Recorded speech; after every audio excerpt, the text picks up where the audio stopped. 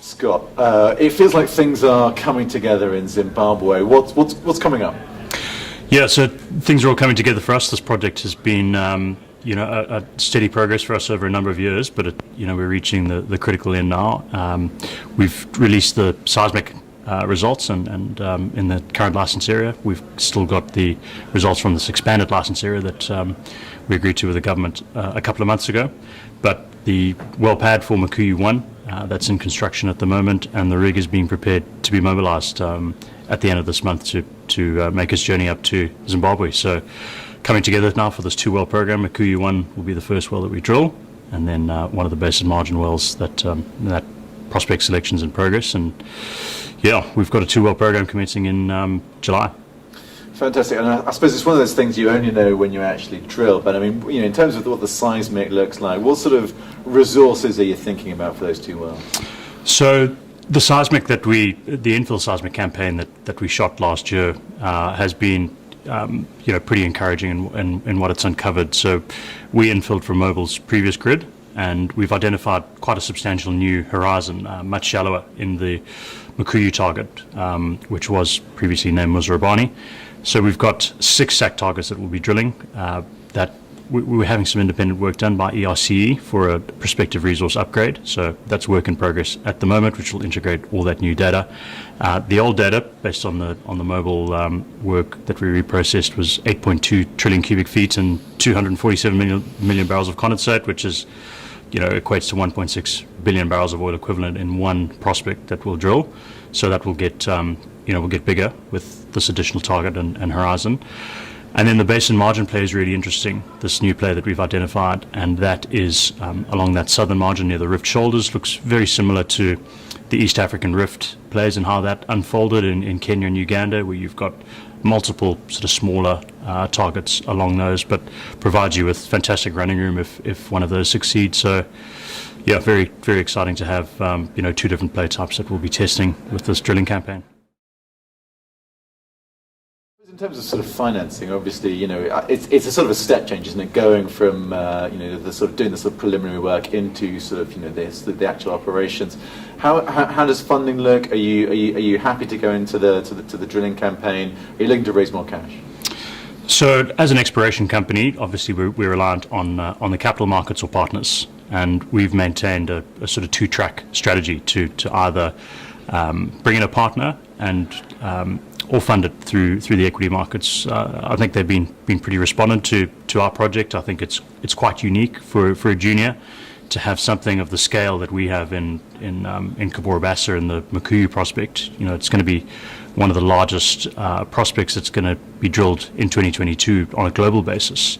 So that has a lot of attraction for shareholders.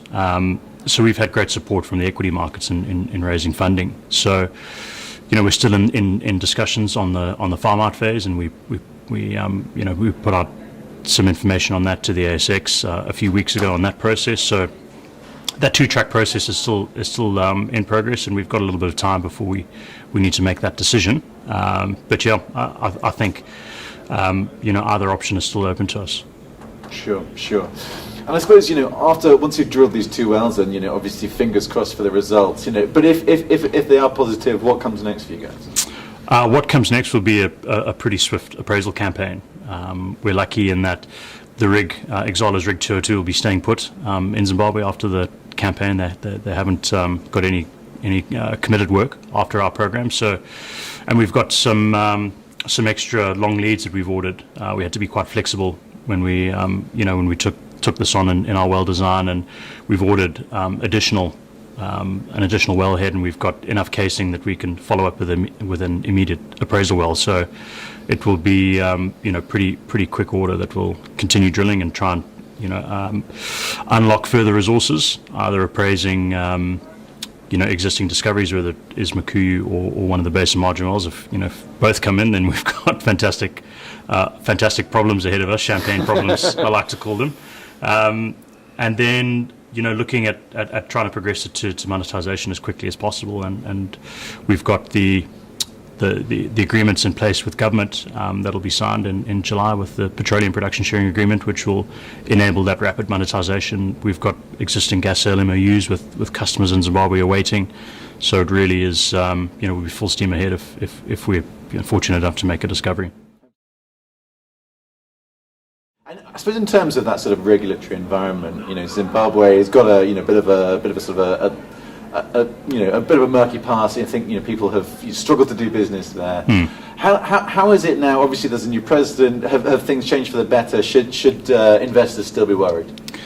No, investors shouldn't be worried. I think we've demonstrated since we acquired this project in 2018, with the government change, that we've been able to make very, very rapid progress in our project. If you think of a frontier exploration jurisdiction like Zimbabwe that hasn't had any legislation, hasn't had a well drilled in the country, for us to have gone in, been able to acquire a project in 2018, advance and acquire infill seismic and get to a 2-well drilling campaign inside of 4 years is pretty phenomenal.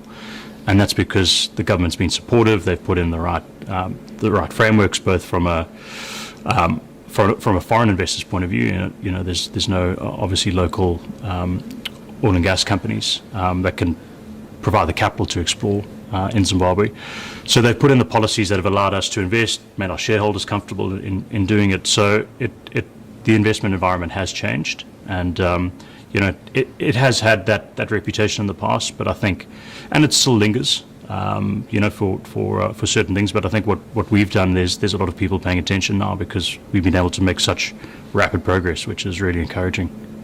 And I suppose thinking about that sort of potentially massive sort of gas resource. I mean, I think historically people have been somewhat leery about trying to develop gas, particularly onshore in Africa.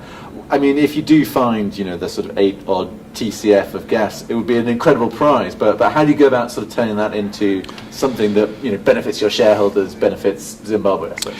Yeah. So from in the event that we do discover multi-TCFs of gas, we've got a plan to monetize it not only domestically but in the wider region as well. So we've got existing gas sale MOUs with a fertilizer manufacturer and a gas to power developer.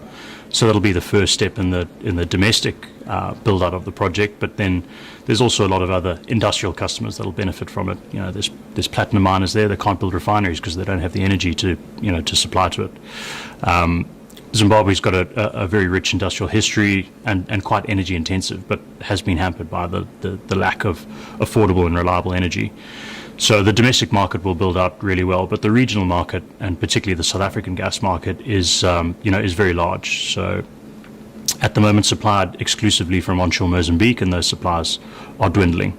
And you've got not only a gas shortage looming in South Africa, but a wider energy shortage caused by the retirement of coal-fired power, the lack of investment in generation capacity. So really gas to wire becomes a really attractive option to monetize large volumes of gas into a very, very large power market in the wider region.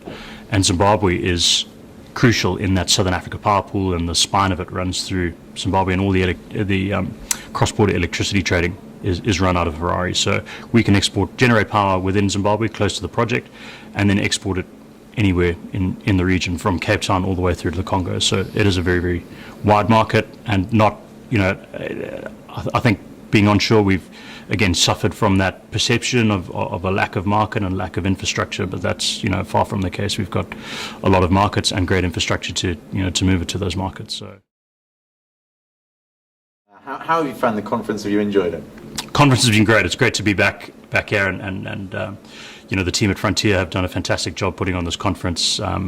This is back after 2019. Obviously, there's been a hiatus for us, but great to be back in person and having great networking opportunities, listening to some very good conversations. You always take away, not multiple things from these sort of discussions and conferences. So it's been great. I think the mood has been a lot more upbeat. Compared to previous years. I think there's there's a clear determination that the energy companies here have to take on and challenge some of these narratives, particularly around the lack of support for oil and gas projects in Africa that are being that's hampered development, hampering the industrialization of economies in Africa. So that conversation is beginning to change, and that's been really encouraging. And exploration's back on the agenda as well. That's probably one of the key takeaways that's come out of this conference, is that people are looking forward again and looking to replace reserves, open new basins. A lot of frontier drilling going on, which is really encouraging. So, yeah, been a great conference, and great to be back, and nice of the Frontier team to host us and have us involved. Fantastic. Thank you, Scott. Thanks.